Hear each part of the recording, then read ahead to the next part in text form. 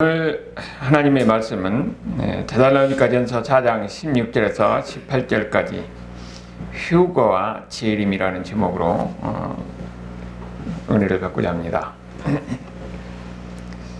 사실 정말에 관한 이야기는 별로 이야기를 많이 하는 것이 별로 은혜가 안 됩니다. 정말을 하면은 예수님이 다시 이 세상에 오실 때거든요. 예수님이 다시 이 세상에 오셔서 세상을 심판하시고 그 다음에 천국 간다.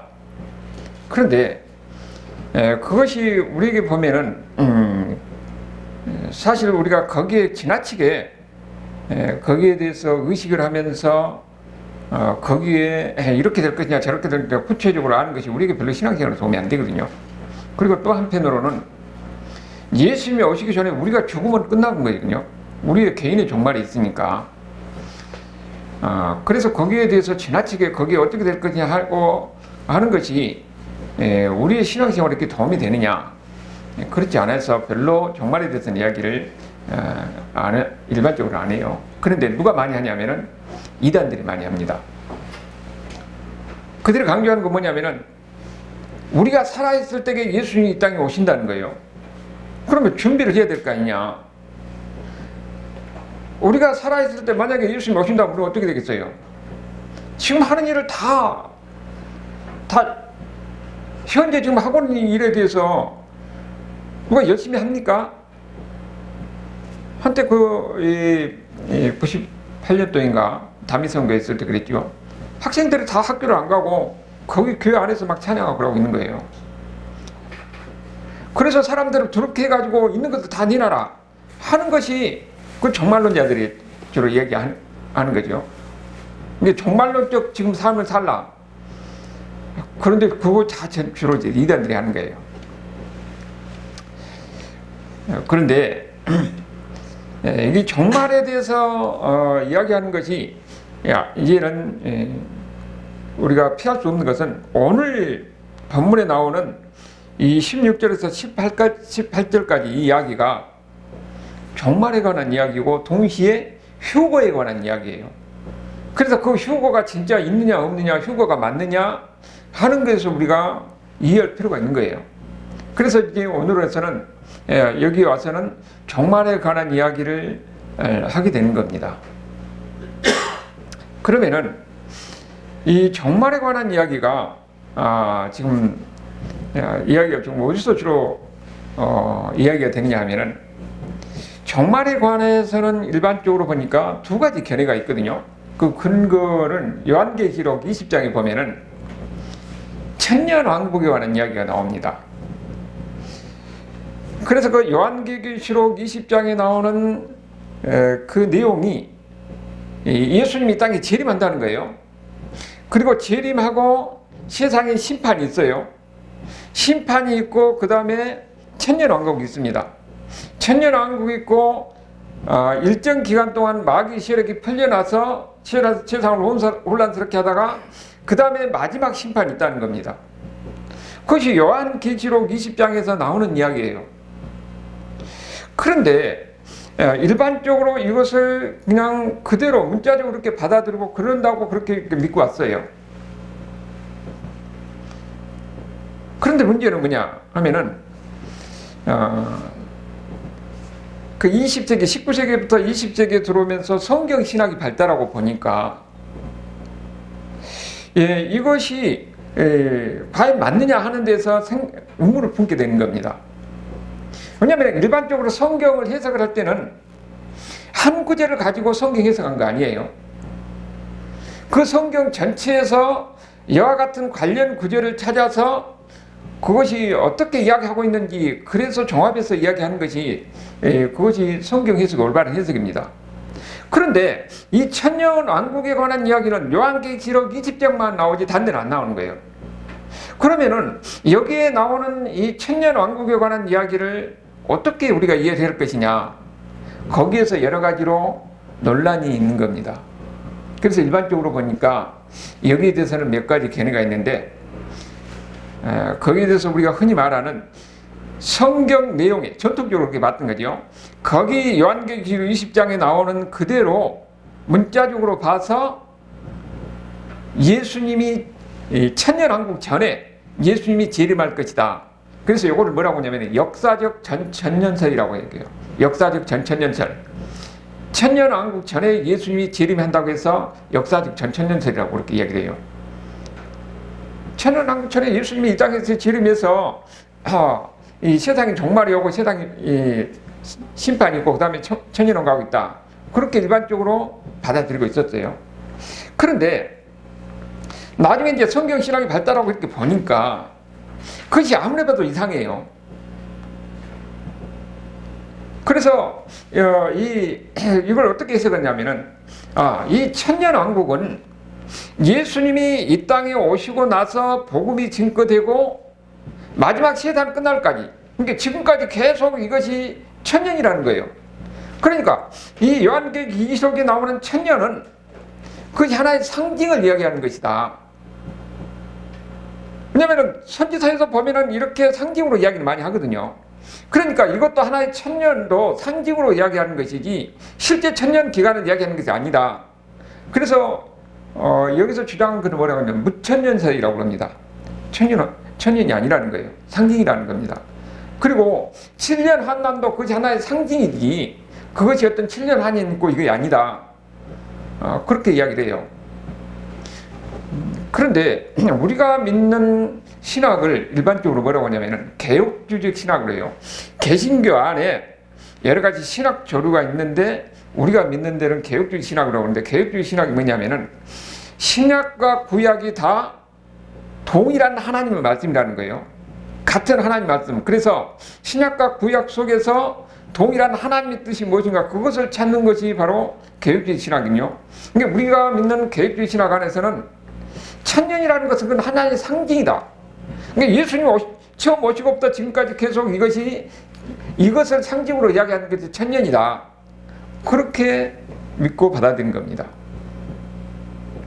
그러면은 그 가운데서 이 무천년, 하나의 상징으로 보는 이 무천년설 안에서 마지막 종말 때, 그러니까 거기서 한 분류로서 나오는 것이 후천년설인데 마지막 심판 때가 가까울 때 그때는 복음이 흥황할 것이다. 그렇게 주장하는 것이 후천년설이라고 그래요. 그것도 하나의 무천년설의 그 안에 포함이 되는 거죠.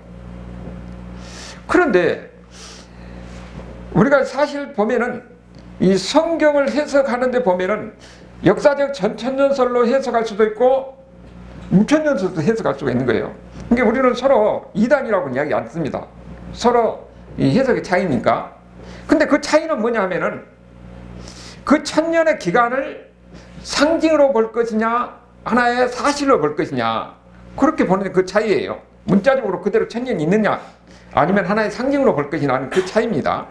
그런데 사실 보면은 우리가 그때 것을 마지막 때에 가봐야 알지 지금 어떻게 지금 알 수가 있는 것은 아니에요. 단지 그렇게 해석하는 것 뿐입니다.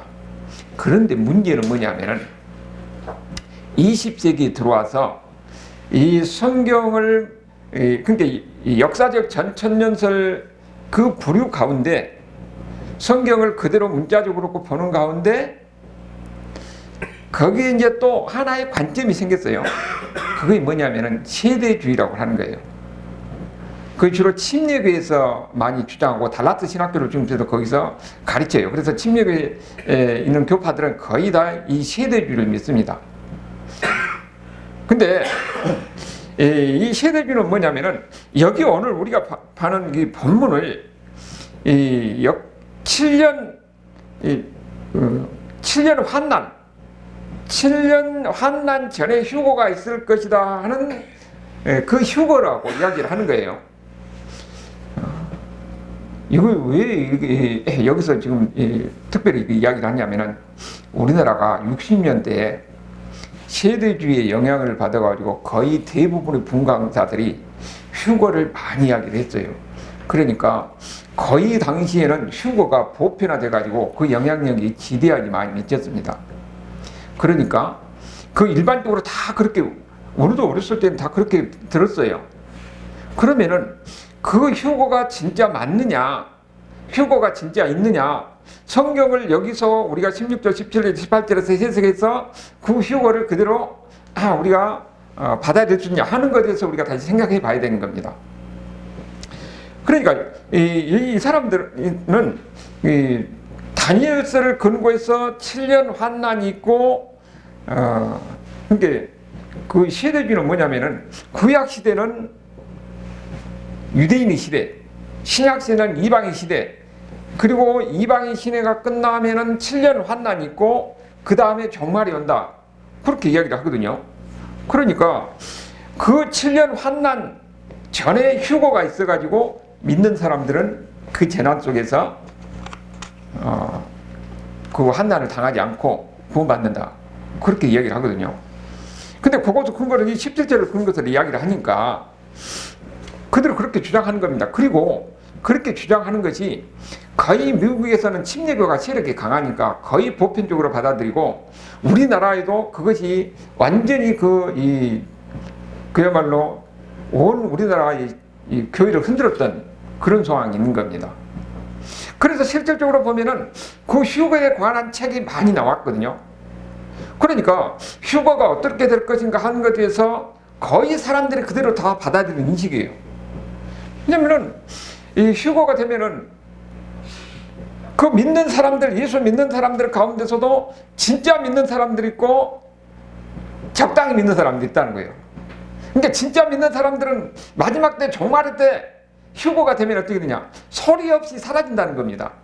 일터에서 사라지고 집에서 잠자다도 사라지고 아니면은 어디 가다가도 갑자기 조용하니 없어진다는 거예요. 그러면 그 남은 사람들은 어떻게 되냐, 그 사람들은 7년 동안 환난을 겪어서 그 환난을 견디고 그 끝나면은 그 다음에 그들이 구원받아서 천국 간다는 겁니다. 그렇게 주장하는 거예요. 그런데 그것을 누가 많이 주장하냐면은 사이비 이단들이 그러거든요. 그 사람들은 그 14만 4천에 속해야만이 그 사람들이 진짜 믿는 사람들고 그 사람이 이 고통 없이 천국 간다. 그러니까 사람들이 지금 이렇게 혼란스러운 상황이 되는 겁니다. 신앙생활에서 여기서 많은 혼란스러운 사람들이 되는 거예요. 누구는 진짜 믿는 사람에서 휴거가 돼서 올라가고, 누구는 이 세상에 남아있어가지고 지금 고난을 당한다는 거예요. 그리고 거기에서 많은 이단이 생겨가지고 성도들을 많이 미혹하고 혼란스럽게 하는 겁니다. 근데 거기 출발점이 어디냐면은 그게 바로 세대주의인데, 그 세대주의가 20세기 스코필드 주석 성경에서 거기서 나오는 겁니다. 거기서 세대주의가 나오는 거예요. 그 영향이 엄청나게 영향을 미치고 지금도 이렇게 믿고 있는 사람들이 있기 때문에 거기에 대해서 이야기 안 할 수가 없는 거죠.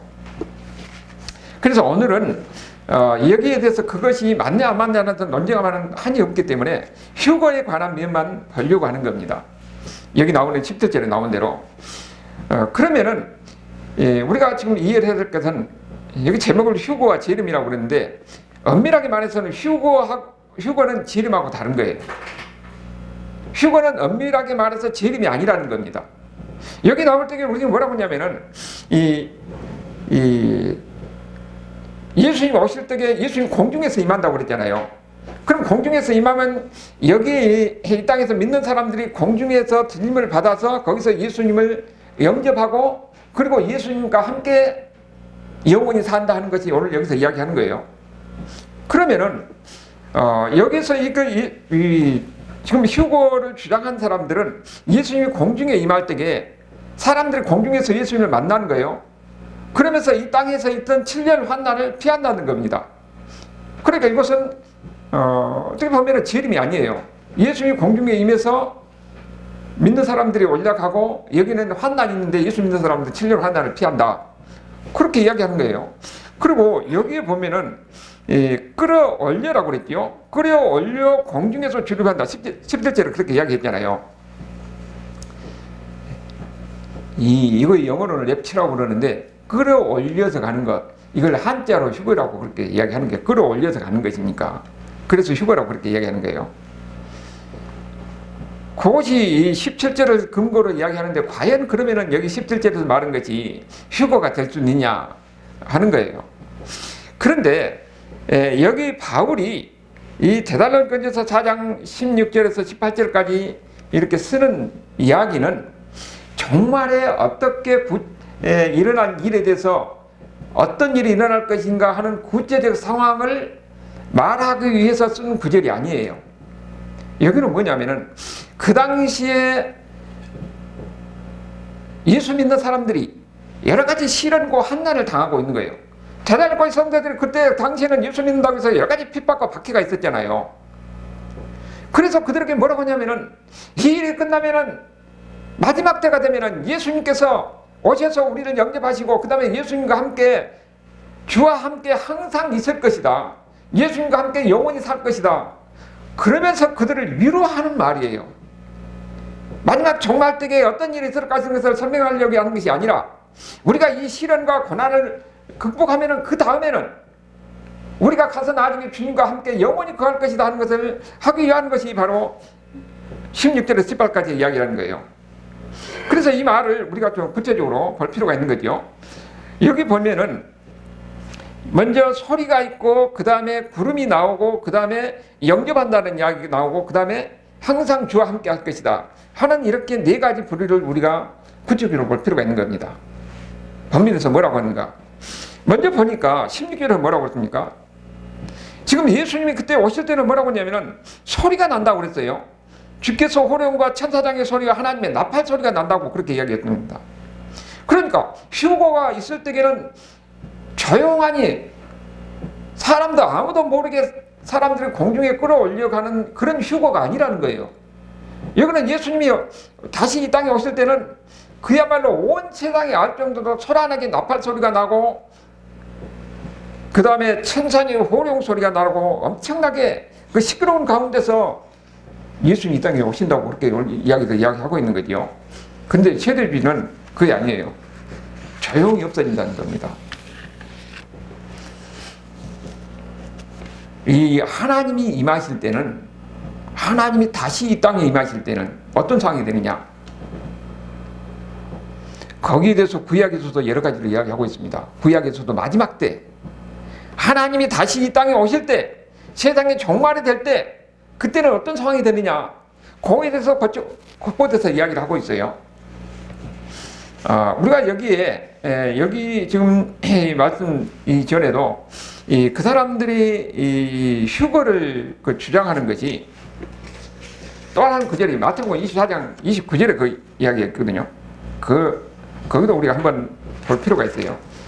그건 뭐냐면 거기도 예수님께서 마지막 때에 관한 이야기를 하고 있기 때문에 그거 보니까 마태복음 24장 29절에 보면 그날 환난 후에 즉시 해가 어두워지고 달이 빛을 내지 아니하며 별들이 하늘에서 떨어지며 하늘의 권능이 흔들린다. 마지막 때잖아요. 마지막 심판 때 이런 일이 있어요. 그러면서 뭐라고 하냐면 30절에 그때 인자의 징조가 하늘에서 보이겠고 그때 땅의 모든 족속들이 통곡하며 그들이 인자가 구름을 타고 능력과 큰 영광으로 오는 것을 보리라. 우리가 17절에 보면 뭐라고 그랬어요? 구름 속으로 끌려 올려가서 주를 영접한다고 이야기하는 거죠. 그러니까 구름 가운데서 예수님이 재림할 때 온다는 것이 17절에도 그렇고 여기 마태복음 24장 30절에도 마찬가지예요. 그리고 31절에는 그가 큰 나팔 소리와 함께 천사들을 보내리니 그들이 그의 택하신 자들을 하늘 이 끝에서 저까지 사방에서 모을 것이다. 근데 여기 이야기를 휴거라고 그렇게 이야기한 사람들이 있습니다. 그런데 이 31절에서는 이야기는 뭐냐? 예수님이 이 땅에 다시 오실 때에 예수 믿는 사람들을 다 끌어 모은다는 이야기지 이 사람들이 휴거한다는 이야기가 아니에요. 그러니까 이것은 휴거의 근거가 될 수가 없다. 예수님이 이 땅에 다시 오실 때는 어떻게 되느냐? 오늘 우리가 아까 이렇게 보는 것 같이 온 세상이 시끄럽게 된다는 거예요. 모두가 다 알 수 있도록 온다는 겁니다. 그러니까 그것이 신약에서 오늘 우리가 본문에서 봤을 때도 그렇고 구약에서도 보니까 하나님이 이 땅에 다시 그야말로 세상 종말의 때에 하나님이 다시 이 땅에 오실 때는 어떻게 되느냐? 곳곳에서 엄청난 이런 일이 벌어진다 하는 것인데 시편 8편 6절에서 8절까지도 거기에 마지막 종말에 관한 이야기 있거든요. 예수님이 이 땅에 다시 오실 때에 나팔과 호각 소리로 왕이신 여호와 앞에서 즐거이 소리칠지어다. 바다와 거기 충만한 것과 세계와 그 중에 거주하는 자는 다 외칠지어다. 그럼 어떻게 됩니까? 온 세상이 지금 바다도 외치고 산도 아주 엄청난 거죠. 여기 보니까 큰 물은 박수를 할지어다. 산악이 함께 줄고 노래할지어다 하면은 천지가 진동하는 겁니다. 세상 종말에 대해서 예수님이 다시 이 땅에 오실 때는 모든 사람들이 나팔소리, 호각소리 다 나고 산들과 바다가 아주 그야말로 요동치고 하는 그런 광경이라는 거예요. 그리고 9절에 보니까 그가 땅을 심판하러 임하실 것이미로다. 세상을 심판하러 오실 때는 이런 현상이 일어난다는 겁니다. 그러니까 세대주의자는 말했지, 휴거할 때에 예수님이 마지막 종말에 이 땅에 임해가지고 조용하니 믿는 사람들을 조용하니 그야말로 납치하듯이 가는 그런 상황이 아니라는 거예요. 엄청나게 시끄럽고 요동친다는 겁니다. 구약 성경에서 그것에서 예수님이 다시 오실 때에 하는 이야기를 거기뿐만 아니라 곳곳에서 이야기하고 있는 겁니다. 그것을 우리가 볼 필요가 있는 거죠. 스가랴 9장 14절에도 여호와께서 그들 위에 나타나서 그들의 화살을 번개같이 쏘아내실 것이며 주 여호와께서 나팔을 불게 하시며 남방에 호리뱀을 타고 가실 것이다. 조용한 요다는 게 아니에요. 그리고 요에서 2장 1절은 여호와의 날을 이야기하잖아요. 여호와의 날은 주의 날이고 심판의 날이에요. 그때가 어떻게 됩니까? 나팔을 분다고 그랬어요. 그 다음에 거룩한 산에 경고 소리를 내며 그 다음에 이 땅 주민도 다 떨게 한다는 겁니다. 하나님이 이 땅에 다시 오시면은, 예수님이 다시 이 땅에 오시면은 세상이 종말이 되는데, 종말이 되면은 어떻게 되느냐? 온 세상이 요동치는 겁니다. 나팔 소리가 나면서 새 시대를 알리면서 온 세상이 아주 엄청난 그런 상황이 벌어질 것이라는 겁니다. 그러니까 이 세대주의들이 말했듯이 그때는 조용하니 임하는 것이 아니라는 거예요. 그리고 두 번째 이렇게 보니까 구름이 나오잖아요. 구름 17절에서 보니까 구름도 여러분 여기 보면은 상징적 용어라는 겁니다. 이 하나님의 구름이 하나님의 임재를 상징하기도 하는 거예요. 시편 104편 3절에 보면은 물에 자기 누각에 들보를 얹으시며 구름으로 자기 수레를 삼는다고 그랬거든요. 하나님이 나중에 올 때는 어떤가요? 구름을 그야말로 수레를 타고 오시는 거예요. 그리고 예수님이 다시 이 땅에 오실 때를 가장 설명해 준 것이 다니엘서 7장 13절인데 내가 또 반 환상 중에 보니 인자 같은 이가 하늘에 구름 타고 온다고 그랬습니다. 예수님이 다시 오실 때 어떤다고요? 하늘에 구름 타고 영광 중에, 이 구름 타고는 서로건 같이 구름 탄다는 말이 아니라 영광 중에 오신다는 겁니다. 그때 구름이 임하는 거예요. 그리고 우리가 오늘 본 내용도 마찬가지입니다. 어떻게 됩니까? 그들과 함께 구름 속으로 끌어올려간다고. 예수님이 공중에 임하실 때 그때고요. 구름 가운데서 영광 중에 오시는 거예요. 그러니까 여기는 구름은 동시에 무엇을 이야기하고 있습니까? 하나님의 임재가 이야기해요. 그런데 하나님의 임재가 있으면 그 다음에 뭐가 있는 거예요? 또 한편으로는 하나님의 심판이 있다는 겁니다. 그러니까 구름이 임했다는 것은 이미 하나님의 심판이 임했다는 거예요. 우리가 창세기에 보면은 홍수를 심판할 때 홍수를 심판을 어떻게 합니까? 구름이 임해가지고 엄청난 비를 내려서 완전히 홍수로 세상 심판했어요. 그러면은 구름이 임하면은 그 당시에는 이제 어떻게 됩니까? 사람들이 또 하나님의 심판이 있을 것이다 하고 두려워하는 겁니다. 그래서 그들에게 하나님이 약속을 해요. 다시는 이미 물로 홍수로 세상을 심판하지 않겠다. 그래서 구름이 임할 때는 그때 심판이 아니라 하나님이 다시는 물로 심판하지 않는다는 상징으로도 그게 무지개를 보여주는 겁니다. 그럼 무지개를 보면은 뭘 생각하느냐? 하나님이 물로 심판하지 않는다는 하나님의 언약을 기억하는 거예요. 하나님은 다시는 세상은 물로 심판하지 않는 겁니다. 그럼 뭘로 심판하느냐? 불로 심판하는 겁니다. 불로 심판하는 거예요. 그것이 이 베드로후서 3장 7절에 나오는 겁니다. 성경의 곳곳에서 그것을 증거하고 있기 때문에 우리는 그 말씀을 우리가 다 주목해서 봐야 되는 거예요. 베드로 3장 7절에 보면 뭐라고 하냐면은 이제 하늘과 땅은 그 동일한 말씀으로 불사르기 위하여 보아신 바 되어 경건하지 아니한 사람들의 심판과 멸망의 날까지 보존해 두시라. 불로 하나님이 심판한다는 거죠. 그리고 10절에 주의 날이 도둑같이 임한다는 것은 예고하지 않고 갑자기 임한다는 겁니다. 그러면 당장 내일 마지막 예수님 오시면 세상의 심판의 날이 되는 겁니다. 예고하지 않았기 때문에. 그날에는 하늘의 큰 소리로 떠나가고 물질이 뜨거운 불에 풀어지고 땅과 그 중에 있는 모든 일이 드러난다. 지금 어떤 상황인지 우리가 알 수가 없지만은 불로 심판하는데 뭐라고 그랬어요? 그야말로 이 물질이 불에서 풀어진다는 거예요.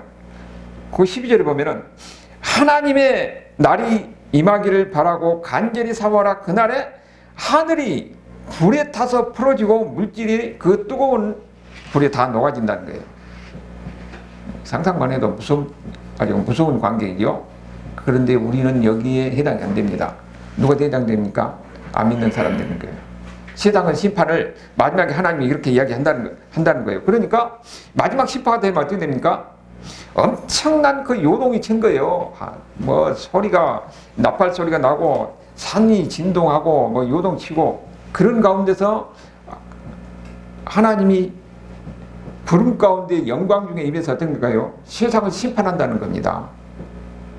사실상 보면은 우리가 하나님 할 때에 십계명 받을 때도 어떻게 됩니까? 하나님 할 때에 그 출애굽기 20장 19장에 보면은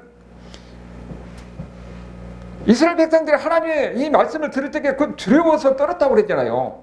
그야말로 이 번개같이 그야말로 산이 진동하고 하니까 이 두려움에 떠는 겁니다.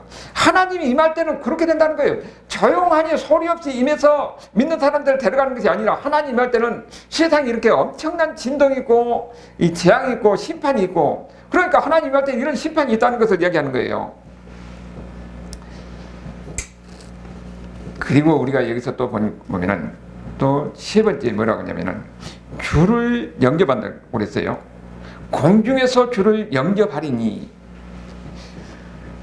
그런데 여기에 이 영접한다는 말이 그 당시에 이 어떤 의미로 쓰였냐면은 귀한 손님이 올 때에 밖에 나가서 그 손님을 맞아서 드리는 거예요.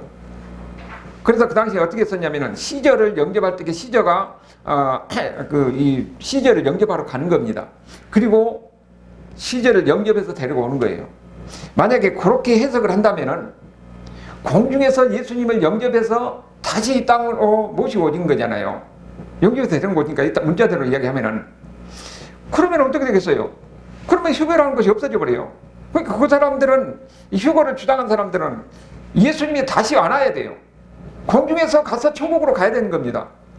그러니까 그것은 또 반대를 하는 거예요. 세대주의도 반대고 시골을 주장한 사람은 예수님이 이 땅에 다시 오신 것, 공중에서 영접해서 이 땅에 오신 것을 반대하는 겁니다. 그러면 어떻게 되냐면은 원래 성경적으로 해석하면은 그 휴거가 안 되는데 억지로 그렇게 휴거를 만들기 위해서 그렇게 이야기하는 거예요. 만약에 예수님이 이 땅에 다시 오서 이 공중에서 구름 가운데 임하셔서 다시 이 땅에 오면 어떻게 됩니까? 그때는 바로 천년왕국이 되는 겁니다. 그러니까 이도저도 안 되는 그렇게 해석이 되는 거지요. 그러니까 우리 입장에서는 뭐냐면은 여기 이 구절이 휴거를 주장하는 근거가 될 수 없다는 거예요. 그리고 이거 네 번째 뭐라고 하냐면은 그리하여 우리가 항상 주와 함께 있으리라 그랬죠. 17절에. 진짜 중요한 것은 바로 여기가 있는 겁니다. 주와 함께 있으리라. 예수님을 영접하고 항상 예수님과 함께 있다는 겁니다.